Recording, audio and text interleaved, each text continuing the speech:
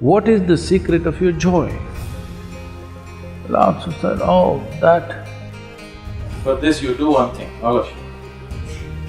Start today, okay? This is a simple exercise everybody must do.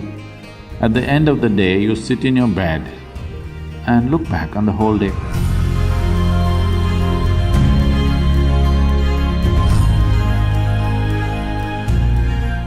This happened. You heard of Lao Tzu? Lao Tzu? Lao Tzu is a celebrated Zen master today. Even then, he gathered a certain number of disciples around him. It's part of the Zen tradition that when the master or the guru is dying, people gather around for a final message. So at the age of 83 or 84, he was passing. So people gathered around him and asked him, Master, what is the secret of your joy? You know, he faced lot of extreme situations in his life. He was accused of things that he had never thought of, and he went through troubles. So people asked, you went through so many things, but you were always joyful. What is the secret of your joy? Lao Tzu said, oh, it's just that every day in the morning when I woke up, I used to get a question. The question is, today, shall I be joyful or miserable? Till now, I just happened to choose joy, that's all. So, have you made your choice, I'm asking? Every day in the morning, if a question comes to you, I will come and ask you a question every day in the morning. Today, you're going to be joyful or miserable. What's your choice? You must make this choice every day. Today, I'm going to be joyful. Joy is not a goal by itself. It is just that when you're joyful, you're pleasant to the world. When you're joyful, you're sensible in your head. When you're joyful, you will not do stupid things against yourself. There is nobody who has not been happy. Everybody's been happy, but the problem is they're not able to maintain it, that's all. So, you don't have to enforce any resolutions upon yourself, just little tools to make sure that you don't sink.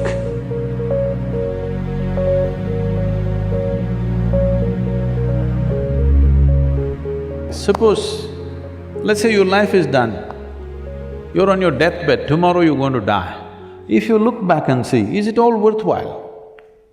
Have you done things that you really wanted to do? Don't look at it at the end of your life, you must look at it at the beginning of your life. Suppose you're on your deathbed, you're going to die, maybe you lived 100 years, but look back and see, has life been worthwhile? Have you done things that really matter to you or no? Because most people get truthful only if death is imminent. Otherwise, they know how to lie to themselves and to everybody. Most people tell the truth only when you put a gun to their head, unfortunately. I'm saying don't wait for somebody else to put the gun, you put it tonight and watch. Suppose I'm going to die now. Have I done things that are really worthwhile in my life? Things that I could be proud of, things that are worth spending my life upon? Has my life been done this way? If you just look at this, you will make an impact on the society, whatever you do. Whatever you do, you will make an impact.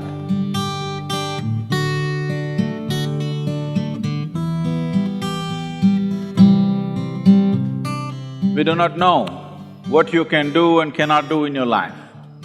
Whether you're going to become the richest man in the world or the most beautiful woman on the planet, you're going to climb Mount Everest, or you're going to beat Mr. Bolt in a 100-meter race, I don't know about these things. But every one of you can strive to become a wonderful human being and nobody can deny that to you. Nor people, nor world situations, nor inclement weather can deny this to you, that you want to be a wonderful human being, nobody to stop you. So I want you to do a simple process. Write down three things Write down three things when you go home. Whatever you think makes a human being into a wonderful human being, just three things, and make it a reality in your life. What you think is the highest. Don't do what I want, please do what you want. In your life, if you do not do what you want, it'll become a wasted life. You don't have to do what somebody else wants, but three things that you think will make a human being into a truly wonderful human being. These three things, make it a reality.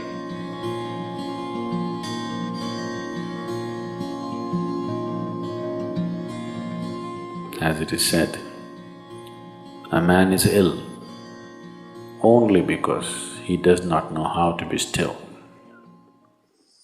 Because in stillness, you're in touch with a dimension way beyond creation. So if one has to attain to that grace, at least a certain amount of stillness has to enter your life. For this to happen, a certain level of silence has to enter your life. If right now, if it is not coming, at least practicing a little bit of Maum. In an hour, if you're speaking 1,573 words right now, how many more? How many words do you spit out in a minute? 1,573, you're actually doing that many? I thought that's impossible. Okay, I believe you. So whatever number you're doing, see if you can articulate the same things that you're saying with half the number of words. Suddenly you will become extremely conscious of everything. Right now, our oral diarrhea is happening. If you're doing 1573, it's diarrhea, okay. Now, if you have to hold back half the words and still say the same things, now you have to be very conscious, otherwise you cannot say it. Just try this and see. Tomorrow, one day. In an hour, normally what number of words you utter, make it half. Don't curtail your activity, still say the same things, but with half the words. How wonderful the whole world will feel, you know.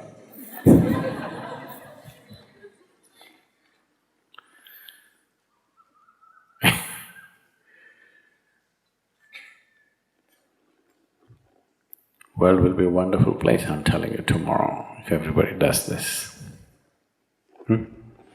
Many marriages will be saved.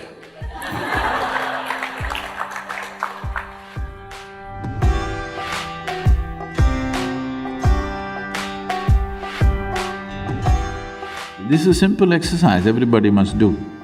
At the end of the day, you sit in your bed and look back on the whole day from the morning you got up, how you've been going around. You will see 90% of the time you're quite stupid. I'm being generous with percentage, believe me. If you're given little work, if you're just given little responsibility, suddenly you become so important. You become bigger than the universe suddenly. How many times you expanded beyond the size of the universe? If you look at it, you will see most of the time it's bloated. How many times you became immortal, that is, you're not conscious of your mortality.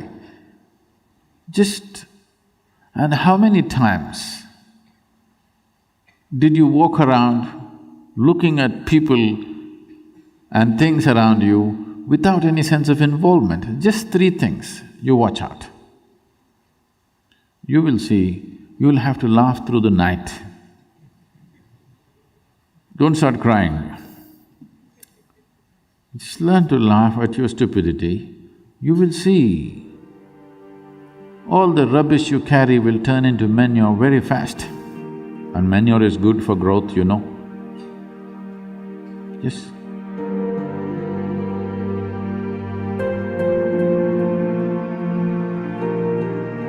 The next 12 months, You make yourself in such a way that you are not the issue in your life, not at all.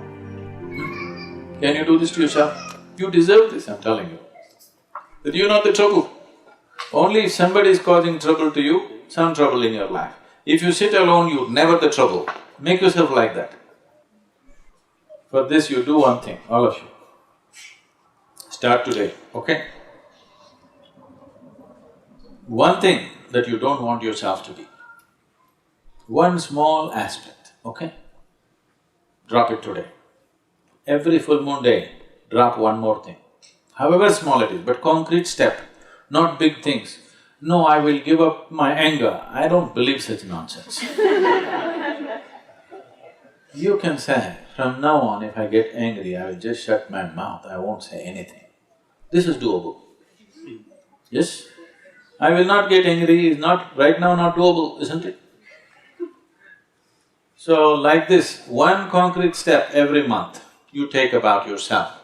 Something that you do not like, something that you feel is not necessary for your life, one little thing dropped every month. In 12 months' time, you will be a wonderful human being, that you are not an issue. Do that to yourself, you deserve this and it's worth it, isn't it?